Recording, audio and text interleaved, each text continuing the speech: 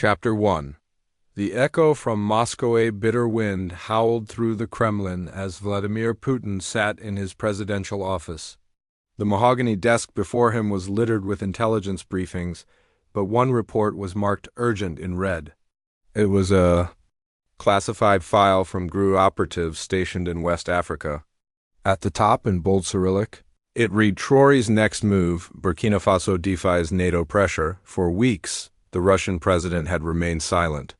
Western media accused him of covert interference, secret arms deals, and ideological brainwashing in Africa. But behind closed doors, Putin had been closely observing one young African leader who reminded him of something Russia once lost: defiance against global hegemony. Ibrahim Traore, the 36-year-old interim president of Burkina Faso, had become more than a local revolutionary. He was now a symbol of African resistance against centuries of neo-colonial domination. And Putin saw something the West refused to admit: a strategic ally born not of convenience, but of shared purpose. That night, as Moscow slept under thick snow, Putin picked up a secure satellite phone. His call would ignite a chain reaction that reshaped global alliances. Chapter 2. The rise of Ibrahim Traore didn't plan for power. A young captain in the Burkina army, he was thrust into a leadership vacuum after a wave of coups destabilized the region. His voice was calm, but his eyes carried fire. Within weeks of assuming office, he expelled French troops, closed Western military bases, and called for African unity. His speeches lit up social media feeds across Mali, Niger, Guinea, and even parts of Sudan. In the heart of Africa, a rebellion was quietly forming, not with bullets, but with ideological warfare. Burkina Faso does not belong to Paris, Traore declared in one of his first national broadcasts. It belongs to Burkina people, and no foreign power will tell us who to fight or how to live. These words reverberated not only through Africa but through Moscow, Tehran, Beijing. The West labeled him a populist and military dictator. But to the Kremlin, he was a partner in the making. Chapter 3. The silent understanding. Putin never rushed alliances. His strategy was built on patience, subtlety, and historical memory. Russia remembered its Cold War outreach to Africa, Ethiopia, Angola, Mozambique. The ideology of anti-imperialism had long roots. When Traore refused Western pressure to denounce Russia's actions in Ukraine, it wasn't an accident, it was a signal. In private talks through intermediaries in Bamako and Niamey, Russian envoys tested the waters. What did Traore want? Weapons, oil, loans? No, came the reply. We want dignity. We want sovereignty. We want friends who respect us, not those who lecture us. That was the moment Putin decided Russia would stand behind Traore, not just militarily, but ideologically. Chapter 4. The red line crossed in late 2024. France increased drone operations in the Sahel region. Under the guise of counterterrorism, they violated Burkina airspace.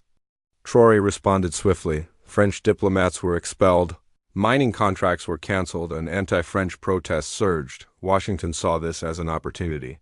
In a classified meeting of the U.S. National Security Council, Burkina Faso was declared a zone of interest.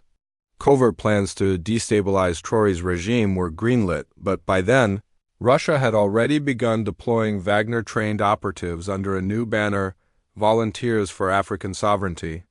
These weren't mercenaries. They were ideological shock troops, trained not just in warfare but in media, narrative control, and digital counterintelligence. The red line had been crossed. Chapter 5. The hidden pact. In early 2025, Traore and Putin's representatives met in a quiet city on the Black Sea coast. No press, no official records. Only a handshake, sealed by mutual respect. Putin promised intelligence sharing, infrastructure assistance, and military training, not as charity, but as a partnership of equals. In return, Traore agreed to allow Russian mining consortia exclusive rights to rare earth minerals under tight regulatory control by Burkina Faso's government. Unlike the West, Russia didn't demand regime change or privatization. They offered something more dangerous to Western interests: a fair deal. From that moment on, Burkina Faso became the spearhead of the new African realignment. Chapter 6. The Propaganda wars. CNN, BBC, and Le Monde launched a coordinated media campaign against Trory.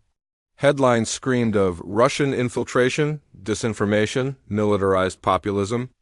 They framed Trory as a puppet of Moscow, but the strategy backfired. Across TikTok, WhatsApp, and African news networks, counter-narratives exploded. Videos of Trory walking among villagers, unguarded and in military fatigues, went viral. African youth saw in him what they had long been denied: a leader who looked like them, spoke like them, and fought for them. Russia's state media quietly amplified these clips. They didn't need to lie. They only needed to highlight what Western outlets refused to show. In this new kind of war, the weapon wasn't a missile, it was truth filtered through the lens of identity. Chapter 7. Putin's Statement to the World in July 2025.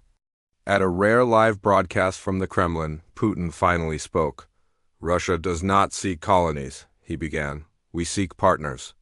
Africa has been plundered for centuries, first by slavers, then by imperialists, now by bankers. It is time for Africans to reclaim their destiny. He paused. President Trory has shown great courage. He is not our puppet. He is our equal.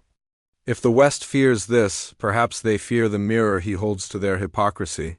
The world went silent for a moment. It was the most direct statement Putin had ever made about Africa's new military rulers. But in Africa, from Ouagadougou to Bamako, from Niamey to Conakry, streets erupted in cheers. Chapter 8. The West responds. Sanctions followed swiftly. The U.S. Treasury froze Burkina Faso's limited offshore accounts. France suspended all aid. NATO allies discussed deploying peacekeepers to protect democracy, but they were too late. Burkina Faso, Mali and Niger had already formed the Sahel Confederation, with joint defense pacts and shared currency plans. China expressed interest in infrastructure deals. Turkey opened a new embassy in Ouagadougou. And Russia sent engineers, radar systems, and agricultural advisors. The West had expected another puppet junta. What they got was a geopolitical earthquake. Chapter 9. The New World emerging in a small village outside Bogo Dioulasso. Trory walked into a school rebuilt with Russian-African joint funds. Children shouted his name. He knelt to tie a boy's shoe and whispered, "We are building something no one can steal again." Back in Moscow, Putin reviewed a new intelligence report. The West was preparing to isolate Burkina Faso diplomatically. But African leaders were resisting. Even some in the European left questioned NATO's hostility. Putin smiled. He didn't support Trory to play hero. He did it because the world was changing, and Russia would be remembered not just as a challenger to the West, but as the one who stood with the global South when it mattered. History would judge. But for now, in the streets of Ouagadougou, in the minds of African youth, and in the corridors of power, one thing was clear: Putin had broken his silence, and with it, broke the illusion that Africa had no choice but the West.